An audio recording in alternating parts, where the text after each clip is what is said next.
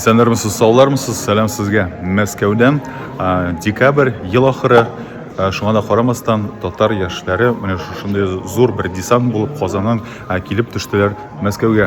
Биредә бүген үтә акыл фабрикасы, төрле юнәлештәге талантлы яшьләр тәкъдим итәләр үзләренең эшчәнлеген. Теге яки бу шулай юнәлеш буенча үткәрәләр мастер-класслар. Яшьләр генә түгел, гомумән Мәскәү халкы бик актив рәвештә җыелды. Көнөзен менә башланды чара кичке көндезге сәгать 2-дә. Хәзер менә 6 тулып килә. Әле кичке 9-а кадәр үтәргә тиеш бу чара. Бу көннең ничек үткәне турында мин сезгә тулы бер репортаж тәкъдим итәм. Казаннан килгән яшьләр, төгәлрәк әйткәндә, бөтен дөнья татар яшьләре форумы җитәкчелеге Мәскәүдә фикердәшләрен җыеп, төрле темаларга лекция укыды. Шәҗәрә төзергә өйрәттеләр. Татар телендә рилслар, ягъни социаль челтәрләр өчен кызыклы видео төшерү серләренә төшендерделәр. Әдәбият, тарих кебек темаларга тирән кирип тә фикер алыштылар. Кул эшләнмәләре күргәзмәсе дә эшләде. Мине дә анда чакырдылар. Үзем белән татар телендә машина өчен эшләнгән ябыштыргычлар, 58 татарча хат теләк салынган хикмәтле банкы һәм әнием бәйләгән башмакларны алып бардым. Акча санаганны рубрикасына күчик, алып чыктым. Шушы ярминкәгә үзем белән 58 татарча хат язылган хикмәтле банкны 4-не аны алучы булмады. Шулай алдым үзем белән татарча авто ябыштыргычлар. Аны барысын бергә алдылар 3 штук. Әгәр дә топ 3-не алабыз икән, беренче урында шәбез наклейкасы ябыштыргычы, аны 2-не алдылар. Һәм икенче урында шәкшәк бармы дигән ябыштыргыч, аны 1-не алдылар. Һәм шулай итеп бу конкурста 3нче урын алучы юк.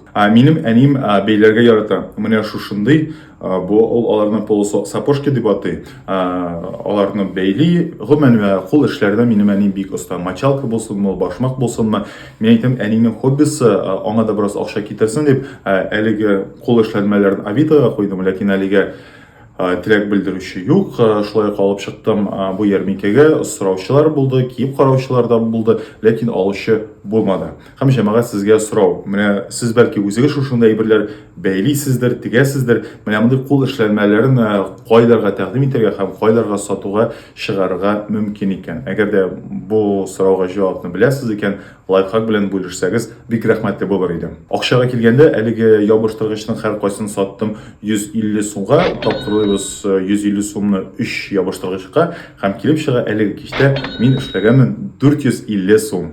Миннән башка тагын 3 сатучы булды. Биредә Төркиядән кайткан бизәнү әйберләре, Италиянең матур-матур яулыклары тәкъдим ителде.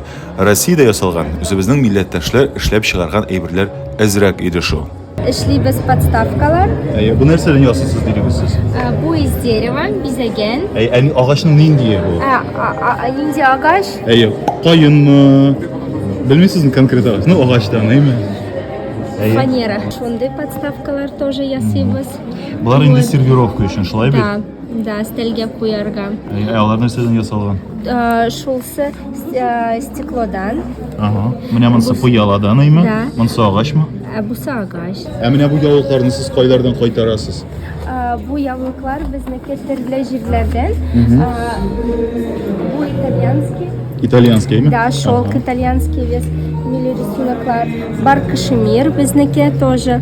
Шундый. Сезгә Италиядән сезнең заказ буенча кайтамы, или юкмы? Бар шундый бренд Этра. Вот, алар эшлиләр милли рисуноклар белән, шундый нәрсәләр, күрклеләр, кайсылары безгә бик килешәләр. Сез Италиягә үзегез бар алып кайтасызмы? Әллә сезгә җибәрәләр? Юк, безгә җибәрәләр. Җибәрәләр. Да. Бик матур. Булар социаль челтәрләрдә сатасыз, әйме? Маркетплейста юксыз? Да, юк. Менә әлеге маркетта табылды менә шушындый комикска.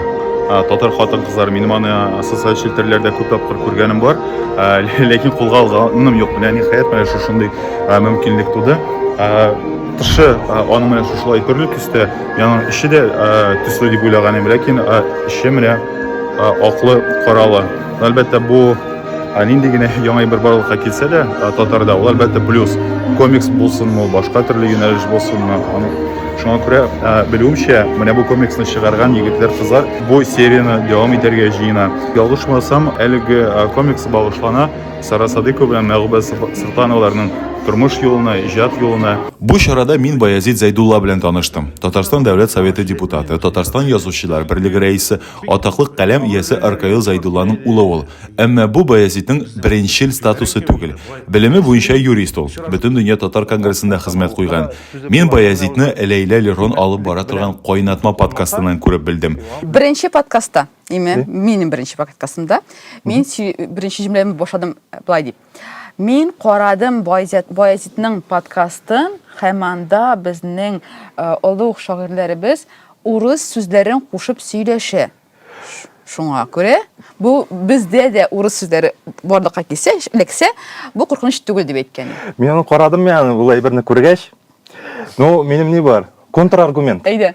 Егет үзе дә интернетта видео подкаст алып бара. Заманабызның улпат язучыларын җыеп, бакыйлыкка күчкән, исемнәре татар әдәбиятына алтын хәрефләр белән уелган шәхесләр турында истәлекләрне бардылар. Баязит бу тапшыруны хөкүмәттән бер тиен дә алмыйча, бары тик үз акчасына әзерләп чыгара. Подкастның исеме үзенчәлекле 194нче бүлмә дип атала. Бу подкастка ничек килдем, яны бөтенләй Мөдәррис Әгъләмов белән бәйле. Чөнки мин кичерәк вакытта әтинен, без минем дә дип әйтик инде, дачабыз Мөдәррис Әгъләмов белән күрше идек без. Һәм аның белән булган кызык вакыйгалар бик күп булды. Мин кичерәк булсам да, мин хәтердә бик якты хәтирә булып калды ул. Бик искиткеч кеше иде ул. Бәлки бу дөньяны кыда түгел дидер менә дәрвиш, сәях дип әйттеләрме. Аны белгән, аны күргән, аның белән аралашкан һәм аны яраткан кешеләрне җыеп, шул аның турында исә төшерергә, аның турында сөйләшергә һәм бәлки ниндидер яңа яктан ачырга. Чөнки әдәбият шигырьләре турында күп язылган, шигырьләрен укый аласыз һәрберебез, Аллага шөкер. Ә менә ул нинди кеше булганын, әнә аны белгән кешеләр сөйләйләр. Мөдәррис Әгъләмов турында бераз сөйләшеп алырга менә кунаклар. Газинур Мурат, Аркаил Зайдулла, Ләбиб Лерон, Баязит. Bu театр мәңге калачакмы? Бу бүгенге кичә кабатланачакмы? Безнең дәвам шулай яначакмы? Аннан соң инде менә шул беренче чыгарылыш беткәч тә, менә шул минем кунаклар дип инде олы абзыйлар, остазлар әйттеләр, әйдәгез Мөдәррис Әгъләмов турында төшерәбез, киләсе чыгарылышны Зөлфәт турында төшерәбез дип. Шуннан Зөлфәтне төшердек. Зөлфәттән соң анда Разил Вәлиев булды, Мөхәммәд Мәгъдиев, Хәсән Туфан һәм киләчәктә дә Алла берсә тагын төшерергә менә шулай бер рейска басты инде. Белүче бит Баязит бу сиңа бит кыйммәткә төшә, әйтик менә бу бер чыгарылышны әзерләү күпмегә төшә? Ну, уртача бер 17-гә төшәдер инде. Икене бергә төшерсәң, ике чыгарылышны ул бераз азрак. Ну, шулай да акча мәсьәләсе дә, шулай дип, ну, мин бу әйберне хобби итеп кабул итәм. Шуңа күрә хоббига кеше тем более кыйммәткә төшә торган хобби булып чыга түгелме соң? иң кыйммәтле хобби түгел, хоккей уйнарга кыйбатрак чыга ул. Акыл фабрикасында Баязит стендап серләренә өйрәтә. Стендапер татарча әйтеп әйтсәк, юмор остасы була. Телеграмда Баязитның үз каналы бар. Бары тик Баязит дип атала. Әйтик берсендә ул булай дип яза. Соңгы 2 ел сәфәрләргә бик бай булды. Кайда гына булмадым. Алмания, ягъни Германия, Швейцария, Нидерланды, Аргентина, кайларда гына булмадым бу VPN-лар аркылы. Дөрестән дә бүгенге заман пульсын күздә тотып язылган юмор үрнәкләре шактый Баязитның Telegram каналында. Бер 5-10 елдан соң дөньялар тынычланып, бөтен халыклар кабат дус тату яшәп, бәлки VPN барлыгын онытырбыз да, ә киләчәк буыннар аның ни икәнен дә белмәс.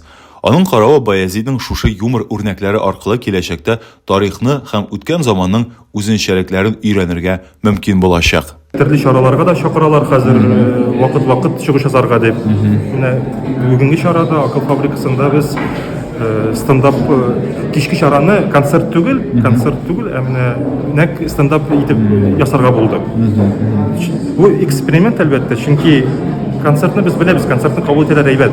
Әмма концерт һәр вакытны ясап була, һәр вакыт килеп торалар артистлар Мәскәүгә дә, бүтән шәһәрләргә дә. Менә татарча стендап беренче тапкыр укыладыр шәт. Хәтта без минемчә зур эш эшләдек дип әйтсәк, без хәтта Мәскәүдән егетне таптык. Ул мәшгуль аралашып, беренче тапкыр менә нәкъ монда чыгыш ясаячак булар. Тик без Казаннан гына алып килмәдек, без менә Мәскәүгә Мәскәү яңа бәлки яңа комикада булыр, белмим. Менә дөньяга яңа комикны ачарсыз бәлки. Ну, дөньяга түгел, татар дөньясына дип әйтик миндә. Агыл фабрикасы белән Мәскәүгә килгән фото күргәзмә игътибарымны җәлеп итте. Быелгы гаилә елына багышланган. Әйтик, бөек язучы Гаяз Исхакыйны мәктәп дәреслегендәге фотосыннан гына күреп белә идем. Ә монда аның Стамбулда төшкән фотосы.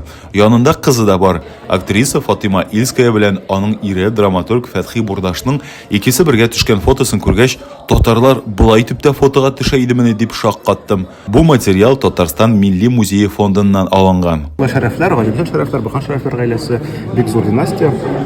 Аларның менә монда инде милли фотографиялар. Бу чынлап та фотографиялар барысы да гаилә темасына, шәхес һәм гаилә темасына багышланган татар интеллигенциясының гаиләләре. Аларның балалары, иптәшләре, мәсәлән, Гаяз Исхакый 23 елларда һәм аның кызы Сәгадәтне күрергә мөмкин биредә. Бик затлы шәхесләр, бик аспай кешеләр монда, мәсәлән, Ибраһим Әмирханны. Булар инде бу фотосурәтләрдә татар дөньясының моннан 100 ел элек тә төрле булганын күрергә мөмкин. Төрле кешеләр, төрле холыклар, һәм иң мөһиме, булар безнең асыл затлар. Алар асыл затлар шул вакытта гаиләле кешеләр, аларның гаилә тормышлары аша ул заманда татар интеллигенциясе ничек яшәгән, узамна китәргә мөмкин. Айдар, менә конкрет менә бу фото турында әйтәсең, менә минем өчен бу ачыш булды. Безнең Казанда халыкның менә шушындый машинада йөргәннәрне һәм хатын-кызларның менә шушындый чыннан да бик теге спай булып, менә шундый матур шәпәләр киеп йөргәннәр. Менә бу фото турында ничегрәк әйтә аласың, бәя бирә аласың? Бу Ибраһим Әмирханов, Фатих Әмирханның энесе, аның гаиләсе, ул инде юрист һәм дипломат. Бу елларда ул Советлар Союзының дипломатик хезмәтендә хезмәт куя. Һәм инде шунда без аны күрәбез, инде дөньяви рәвештә киенгән кеше буларак, аларның киемендә сурәтләр, киемнәрендә ул заман модасы бик яхшы күренеп чагылыштырган, чөнки хатын-кызлар ул вакыттагы шундый дөньяви совет хатыннары булып киенгәннәр. Ибраһим Әмирханның үзендә күрә аласың, анда бераз украинский вышиванка элементлары. Татар интеллигенциясында да, рус интеллигенциясында шундый киемнәр еш булган. Бу инде бөтенләй башка татарлар. Алар советлашкан татарлар. Андый да булган. Шул вакытта параллель рәвештә без анда күрә алабыз шәрәфләр гаиләсе. Шул ук чорда алар киресенчә традицион саклап киенгәннәр. Татарлар ул вакытта төрле булган, төрле карашта. Һәм барысы да телне сакларга да омтылганнар, яшәргә дә омтылганнар, киләчәкне төрлечә күз алдына китергәннәр, яшәгәннәр. Һәр чараның иң көтелгән мизгеле бигрәк тә арып талып эшләгәннән соң, әлбәттә, кофе брейк. Шәйләп алу ягъни мәсәлән. Шәй белән кофе булмады ни кызганыч. Аның каравы татарның милли ризыкларыннан өстәлләр, язучылар теле белән әйтсәк, сыгылып торды. Үзегез беләсез, мин аеруча да өчпочмак яныннан тыныч узып китә алмыйм. Менә кофе брейк игълан иттеләр һәм видеода күрсәттем, нәрсә биргәннәрен, монда чәк-чәк тә бар, пәрәмәч тә бар, һәм билгеле, минем нәрсә сайлап алганымны инде даими тамашачылар аңлап алгандыр. Минем кулымда менә шушындый өчпочмак һәм инспектор өчпочмак сәхифәсенә хәзер шулай ук бер күчмә сәхифәсе була дип әйтмәсен. Хәзер калып карыйбыз һәм бәя бирәбез. Мәскәү өчпочмаклары турында минем аерым бер репортаж төшергән бар, ләкин алар бик тәмле түгел иде дип әйтмәсен. Берсе озонлыкта иде, берсе аның перекрестктан алынган иде. Шуңа күрә монысы каян алынгандыр, анысын белмим, ләкин иң кызык нәрсә ул да булса тәме ничегрәк икән. Кунакка килгәч, кунакны хурлау начар гадәт. Бу ул кадәр хурларлык өчпочмак түгел. Камыры булай уртача дип әйтмәсен. Ите яхшы, иң мөһиме фарш түгел, һәм бәрәңгесе белән суганны шулай тиешенчә. Bütün bu şuşa parametrlarını kuşabız hem ortaça bilgi min çıgaran 4'le. Мәскәүдә узган акыл фабрикасы буенча репортаж шуның белән тәмам. Шундый матур бинада үтте. Биредә урнашкан татар иҗтимагы үзәге. Менә шушында да матур гына бер чыршы да бар. Ул бик зур, ул бик күпшел, ул бик матур бизәлгән. Шуңа күрә дуслар, якынлашып килүче яңа ел белән сезне котлыйм. Телебез киләсе елда да үссен, аны үстерүчеләр күбәйсен дигән теләктә калам һәм сезнең белән сау булашам. Исән сау булыгыз.